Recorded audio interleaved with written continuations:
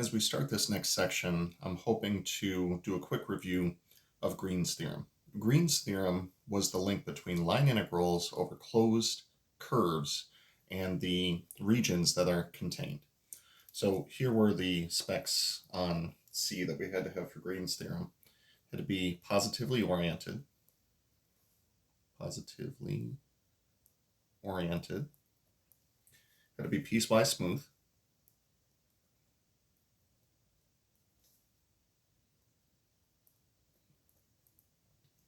had to be simple, and it had to be closed. So with all of those things in mind, if C was the boundary of the curve, positively oriented, simple, closed, D was the region that was contained by C. Now, regardless of which one of these things you wanted to do, you could use Green's theorem to turn a line integral into a double integral, or a double integral into a line integral, assuming that you had proper definitions of P and Q. Now, this was specifically for two-dimensional vector fields that existed within the xy plane. So now we can extend that to three-dimensional vector fields, as well as the surfaces that we see associated with them. So flipping forward, make sure that I'm getting all of this right. So let S be an oriented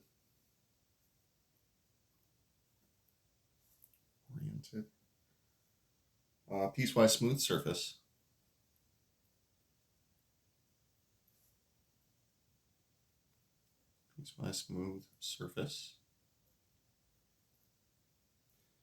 that is bounded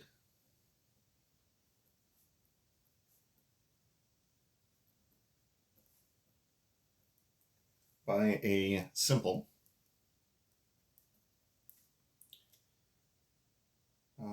closed piecewise smooth boundary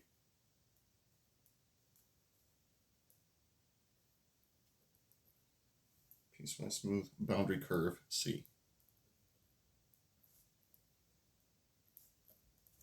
So please let me know if some of those attributes of C seem to be, same sort of stuff that we saw up here.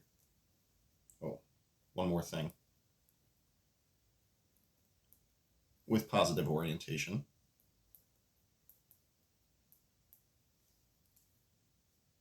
then let F, being a three-dimensional vector field, P, Q, and R, let F be a vector field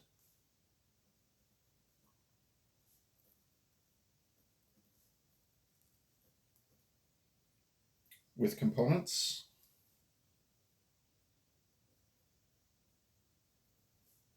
or component functions that are partially differentiable. That is, their partial derivatives are continuous on an open region in R3 containing the surface S. Then, with those things in mind,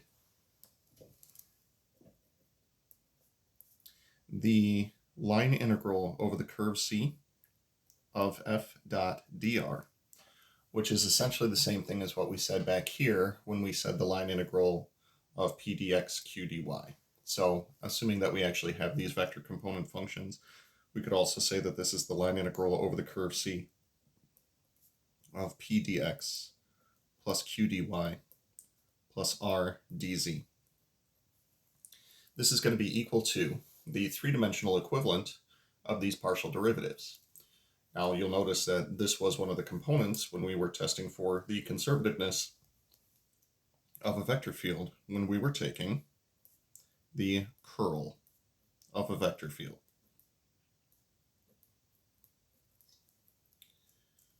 Now, curl is something that's rather complicated to try to explain in terms of this, so we'll just go ahead and leave that as the curl of f dot ds. So what this is saying is if we were to have a surface in 3 dimensions that is positively oriented,